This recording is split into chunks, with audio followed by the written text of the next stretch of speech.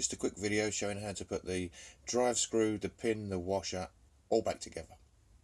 So first off, flip the vise over, push the top of the washer back, insert the pin.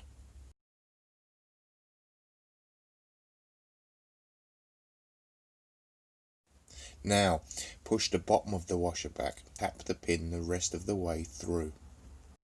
Move the handle round so the pin's horizontal. Hold the handle so the pin stays still.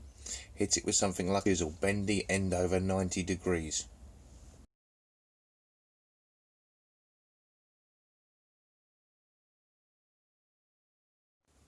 Put some grease all over the spring and the washer.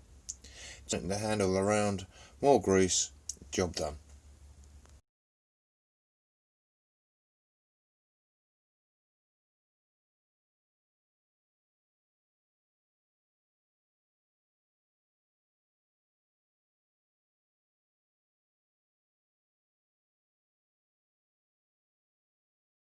Thanks for watching. Hope this video helps someone out.